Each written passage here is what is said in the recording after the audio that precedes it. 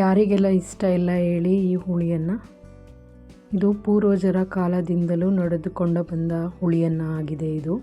ಇವಾಗ ಇದಕ್ಕೆ ನಾವು ಪುಳಿಯೋಗರೆ ಅಂತಲೂ ಸಹ ಕರಿತೀವಿ. ಆದರೆ ಪುಳಿಯೋಗರೆಗೂ ಮತ್ತು ಹುಳಿ ಅನ್ನಕ್ಕೂ ತುಂಬ ವ್ಯತ್ಯಾಸ ಇದೆ ಫ್ರೆಂಡ್ಸ್.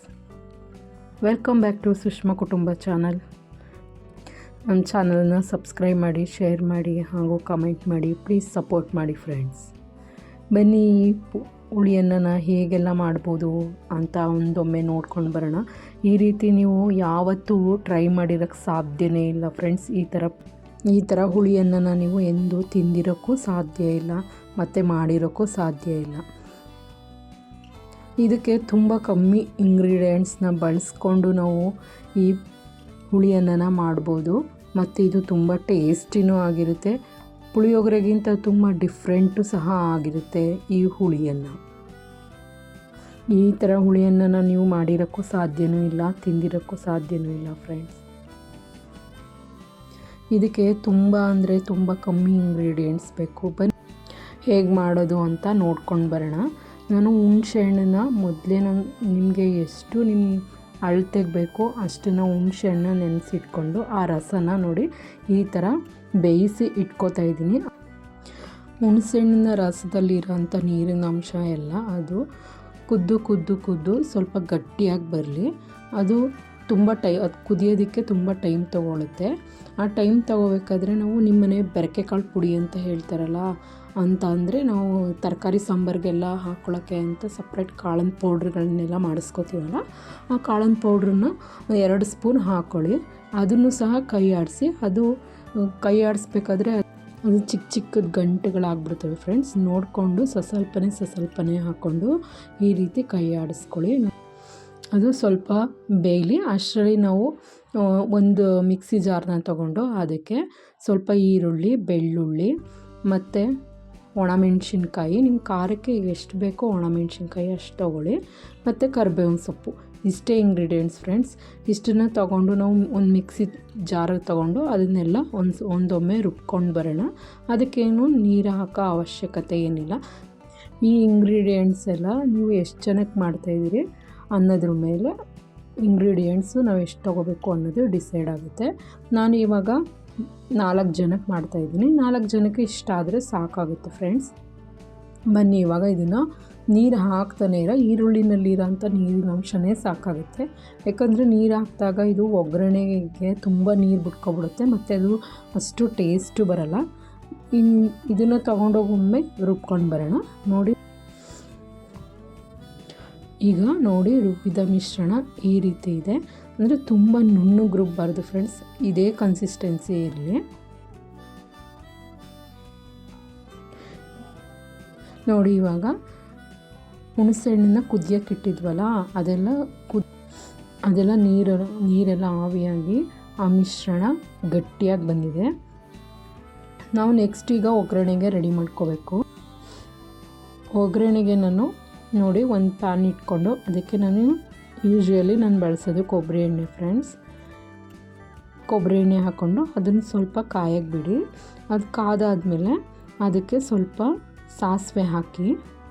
ಸಾಸಿವೆ ಮಾಮೂಲಿ ಗೊತ್ತೇ ಇದೆಯಲ್ಲ, ಚಿಟಪಟ ಅಂತ ಸೌಂಡ್ ಆಗಲಿ. ಅದಾದಮೇಲೆ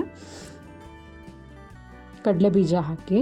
ಕಡಲೆಬೀಜನೂ ಅಷ್ಟೇ ಫ್ರೆಂಡ್ಸ್, ಕಮ್ಮಿ ಉರಿನಲ್ಲೇ ಫ್ರೈ ಮಾಡಿ. ತುಂಬ ಜಾಸ್ತಿ ಉರಿನಲ್ಲಿ ಫ್ರೈ ಮಾಡಿದರೆ ಅದು ಸೀದೋದಂಗೆ ಆಗುತ್ತೆ. ಆವಾಗ ಅದು ಚೆನ್ನಾಗಿರಲ್ಲ. ಒಳಗಡೆ ಬರೀ ಮೇಲೆ ಮಾತ್ರ ಸೀದೋಗಿರುತ್ತೆ, ಒಳಗಡೆ ಎಲ್ಲ ಅದು ಚೆನ್ನಾಗಿರಲ್ಲ. ಕಡಲೆಬೀಜನ ಜಾಸ್ತಿ ಯೂಸ್ ಮಾಡಿದಷ್ಟು ಹುಳಿಯನ್ನು ಟೇಸ್ಟಾಗಿ ಬರುತ್ತೆ. ನಾವು ಇದಾದಮೇಲೆ ಕಡಲೆಬೇಳೆ ಹಾಕ್ಕೊಳ್ಳಿ. ಕಡಲೆಬೇಳೆನೂ ಅಷ್ಟೇ ಫ್ರೆಂಡ್ಸ್, ತುಂಬ ದೊಡ್ಡ ಉರಿಲಿ ಫ್ರೈ ಮಾಡೋಕ್ಕೆ ಹೋಗಬೇಡಿ. ಅದನ್ನು ಸಹ ಸಣ್ಣ ಉರಿನಲ್ಲೇ ಫ್ರೈ ಮಾಡಿ. ಆವಾಗ ಅದು ತುಂಬ ಚೆನ್ನಾಗಿ ಫ್ರೈ ಆಗುತ್ತೆ.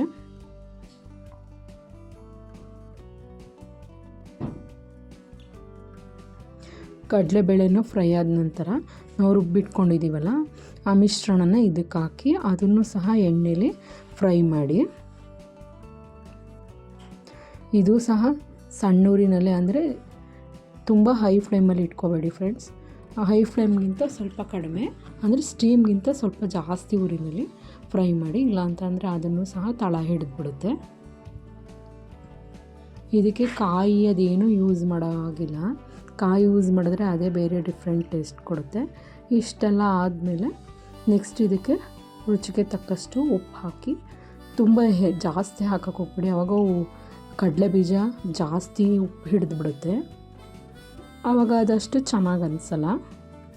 ನೀವು ಕಡಲೆ ಬೀಜ ಜಾಗದಲ್ಲಿ ರಾತ್ರಿ ಎಲ್ಲ ಉಣಿಸಿದ ಕಡಲೆ ಕಾಳನ್ನು ತೊಗೊಂಡು ಆ ಹುಳಿ ಇರುತ್ತಲ್ಲ, ಆ ಹುಳಿ ಒಳಗಡೆ ಬೇಯಕ್ಕೆ ಹಾಕಿದ್ರೆ ಅದು ಇನ್ನೂ ಟೇಸ್ಟಿಯಾಗಿರುತ್ತೆ.